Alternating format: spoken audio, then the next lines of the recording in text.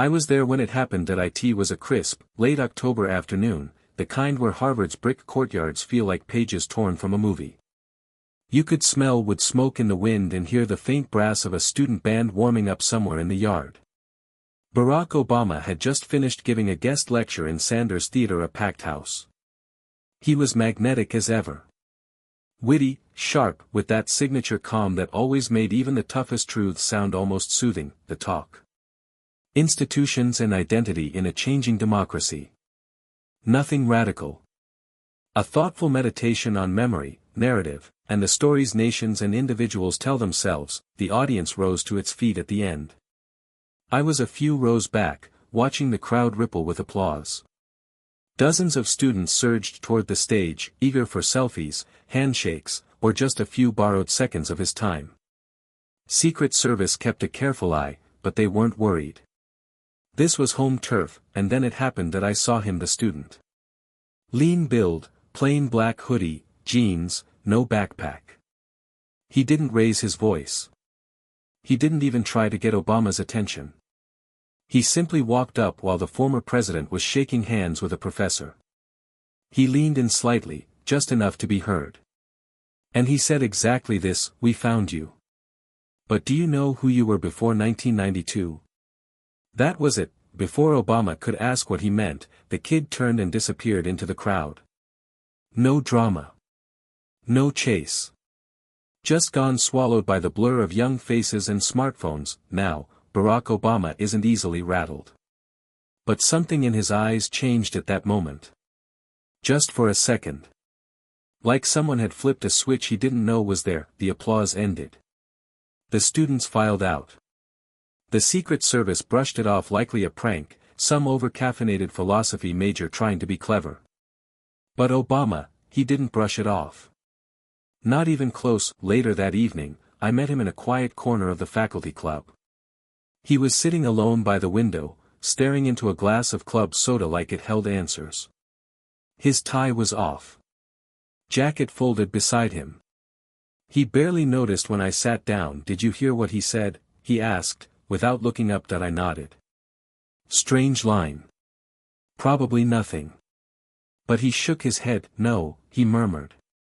It was specific. He paused. Before 1992.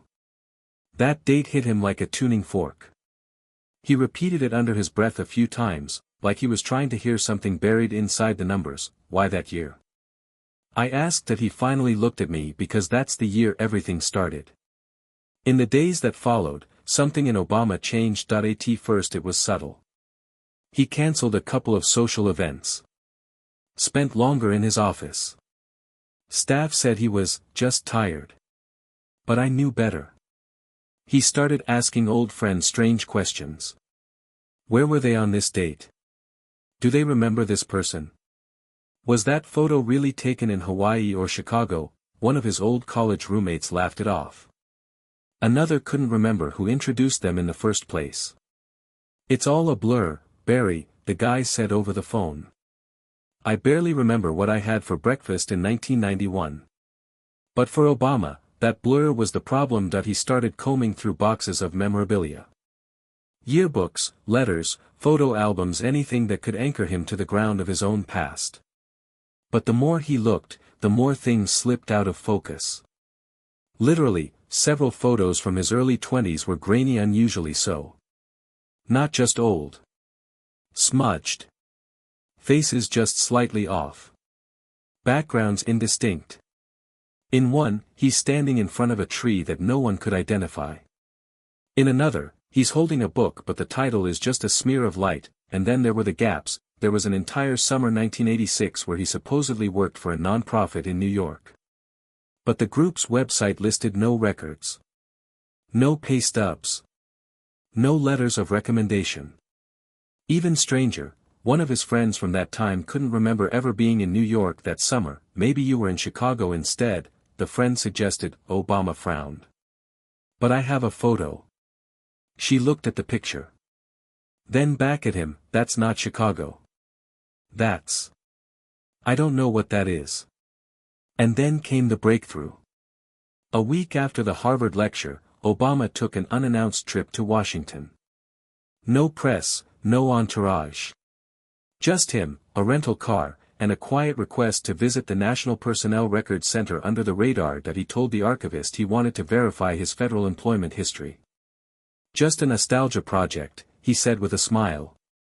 Writing something about my early professional years. But when they brought him the file, the one marked, Federal Training and Development, Program Review, he noticed something strange. There were documents, yes. But they started in March 1992. Nothing before that, and then, a folder mislabeled S0V3 Experimental Profile, B.H. Obama. He opened it. Inside, a single page. It was a form, military in tone, sterile in format. Project origin timestamp, 1989. Deployment schedule, delayed activation. Candidate parameters, high adaptability, mixed heritage, ideal public reception model, and the name, Obama, Barack Hussein Series 0, version 3. That's when, as he later told me, the room tilted. Not from panic. But recognition. Somewhere deep down, it fit. Too well. He put the file back. Walked out. Said thank you to the archivist. Got in the car. And drove, but something had shifted. Permanently. That night, he called me. It was just past midnight. You ever get the feeling, he asked quietly, that someone wrote your life like a script and you've just been performing it?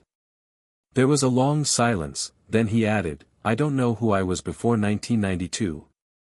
And now I'm starting to think, maybe I wasn't anyone.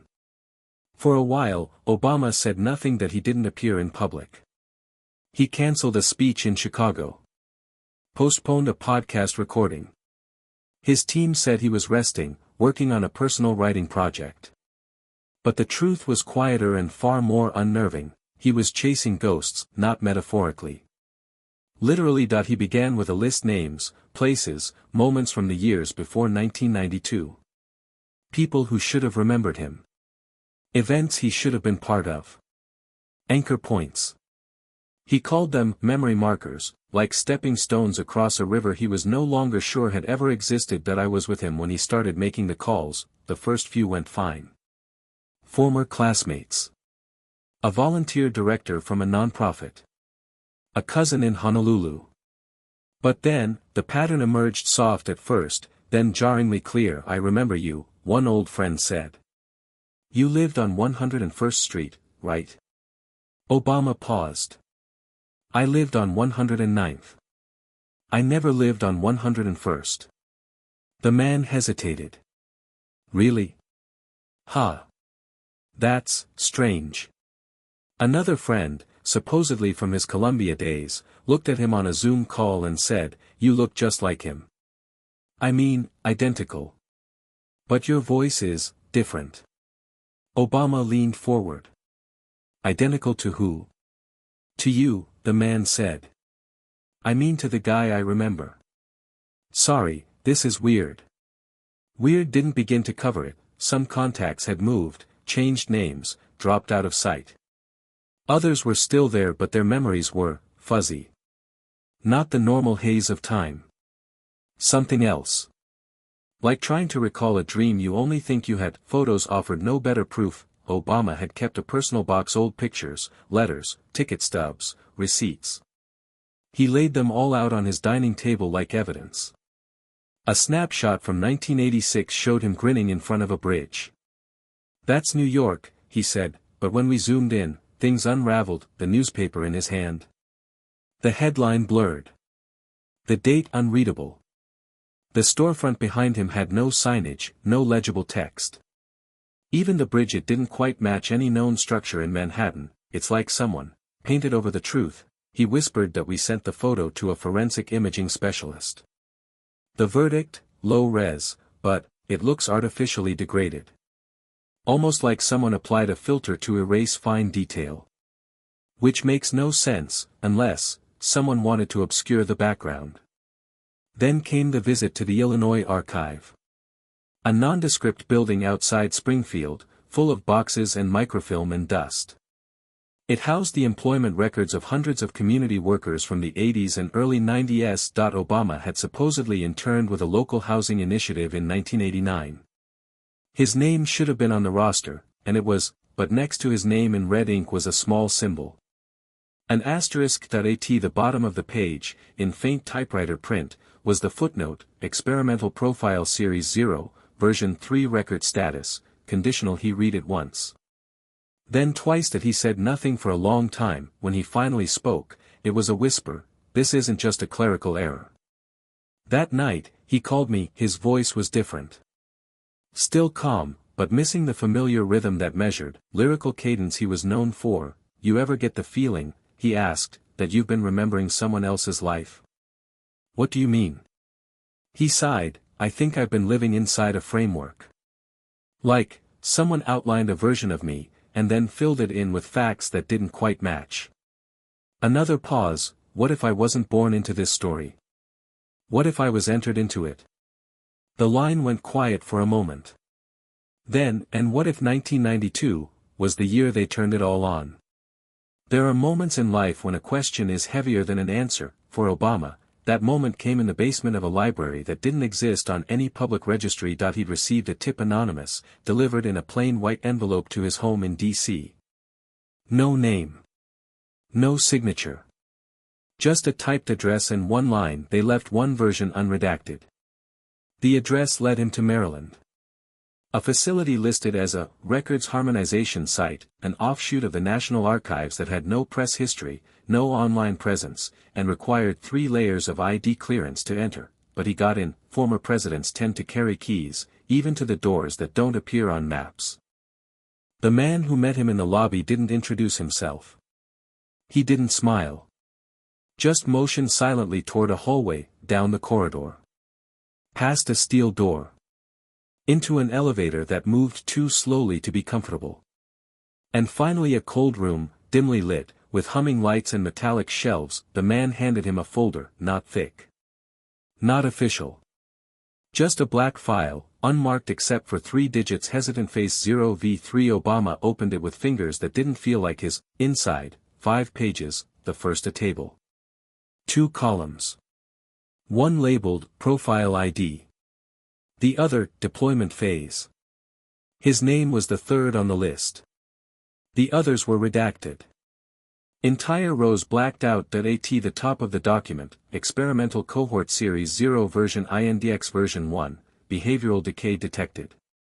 Non-Viable, version 2, Public Mismatch. Narrative Resistance, version 3, Barack H. Obama. Integration, high. Resonance, stable. Adaptive factor, 91%. His eyes caught on the next word, launch, February 1992 Chicago sector. He turned the page. A memo. No date. No signature. No agency stamp. But it was written like a briefing. Not for public consumption. For handlers, version 3 has exceeded expectations in public narrative cohesion. Test audiences display high trust association across demographic lines. Speech modulation shows exceptional mimicry of human empathy patterns. Integration into institutional ecosystems proceeding without resistance. He blinked. Mimicry. Narrative cohesion.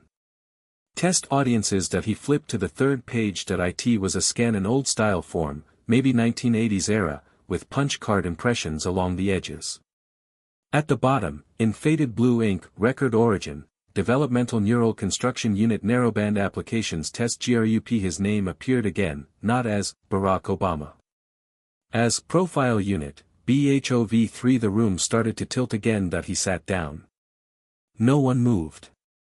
The man who'd brought him there simply waited, quiet, respectful, like a priest watching someone read their own obituary. Obama opened the last page. It was a psychological monitoring report. A log. Each entry was dated between 1992 and 2004. Most were brief.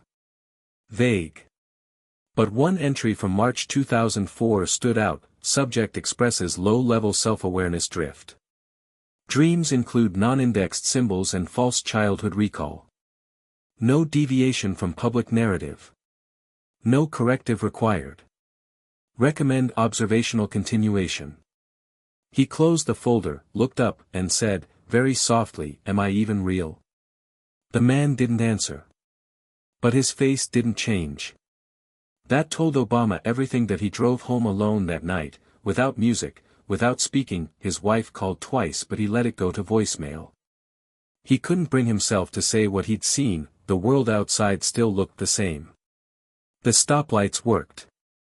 The headlines buzzed about interest rates and football. No one knew that something fundamental, some cornerstone of his identity, had just cracked wide open. That he stood in front of a mirror in his den. Just stared. For the first time in his life, he couldn't tell if the man looking back was made of memories, or programming. Was his ambition his own? Was his charisma a design feature? Had they shaped his voice? His cadence? That soothing lilt that millions found reassuring? Was that practiced or installed? And if someone or something had built him for a purpose, what happened when the purpose was complete? He thought back to that student. We found you. Who was we? He thought back to the summer of 1992 when everything had shifted. When his career had gone from a quiet corner of Chicago activism to the launchpad of national power. Had that been the beginning, or just the activation? He picked up the folder one last time. That eye in the bottom corner of the final page, in tiny print, he hadn't noticed before. Further development contingent on continuation of public acceptance. If resonance fails, retire unit. Archive identity. Redeploy under alternate schema. His heart pounded, and beneath that handwritten, almost like a note to self, no one remembers version 2. And he was realer than this one. He never spoke about it publicly. Not on a podcast. Not in a memoir. Not even in private conversation. Not with Michelle, not with his oldest friends. But something in Barack Obama changed after the night he read the folder. Changed in a way most people wouldn't notice, unless they were looking for the absence of something that used to be there. The smile remained. The charm still worked. His voice carried the same careful rhythm that once calmed a nation. But inside, he was hollowing. Not out of despair, but out of certainty. Because now he knew where the line ended. And who or what might be standing behind it. In the weeks that followed, he visited old places. Not for answers. For proof. He walked the streets of Hyde Park alone. No security. No aides. Just quiet shoes on cracked sidewalks. He sat in the diner where he once prepped lectures on constitutional law. Same seat. Same chipped mug. But the waiter didn't recognize him. That used to surprise him. It didn't anymore. He returned to the corner where he and Michelle had shared their first kiss. It had rained that day. He remembered it clearly. But when he got there the street had changed. The awning above the bakery was gone. The mural on the wall had faded. Even the air felt staged. As if someone had scrubbed the scene and reset it with fewer details. He stood there a long time that he started noticing patterns. Certain phrases he used too often. Gestures that came too easily. Crowd reactions that felt rehearsed. Like loops. At first, he chalked it up to muscle memory. But then he remembered the word from the report, resonance. What if his mannerisms weren't just learned but installed? What if public trust wasn't earned but engineered? One night, he took out the black folder again. Just held it in his hands. Didn't open it. Didn't need to. He'd memorized every word. Every line. But this time, he slipped a note inside handwritten, dated, to whoever built this. I played the part. I smiled when you told me to. I inspired millions. I gave hope. Maybe that was your goal. Maybe not. Maybe you just wanted to see if version 3 could survive longer than the others. If that's the case, then congratulations. I worked. But I'm done performing. He sealed the file and locked it in a drawer inside his study, the bottom drawer, where no one looked. He didn't destroy it. That wasn't his nature. He just chose to stop feeding it. The truth had arrived. That was enough. Any further pursuit risked stripping away what little humanity he still believed in. A few months later, at a quiet college event, a student asked him, "What do you fear most?" Obama looked at him. He held the mic for a long second before answering, losing yourself to the version people expect you to be. The audience took it as poetic, a thoughtful reflection on public life. Some even wrote it down. But that wasn't a metaphor. It was a confession. After that, he pulled back from the spotlight. Not completely, but gently. Like someone turning down the volume of their own presence. He declined high-profile interviews. Refused documentary pitches. When asked to write another memoir, he said, "I've already told my story." More than once. But in truth, he had no idea which parts were truly his. He still gave speeches now and then. Still smiled, still shook hands. But something in his eyes had changed. A flicker of distance. Like a man watching his life from just a few feet outside of it that he never searched for. Version 1. Or version 2. Part of him suspected they never made it this far. Part of him didn't want to know. As for the student, the one who whispered that first impossible sentence, he was never identified. The footage from that day was corrupted. Facial recognition failed. There were no other witnesses. Just a sentence that shouldn't have existed: "We found you." But do you know who you were before 1992? Maybe it was a warning. Maybe it was a test. Maybe it was just another line in the script. Either way, Obama never looked for him, because deep down, he understood something most people never do: some truths aren't meant to be confronted. They're meant to be survived, and if he was a construct, if his life had been woven from algorithms and archetypes, then at least he'd chosen how to carry it, not as a decision.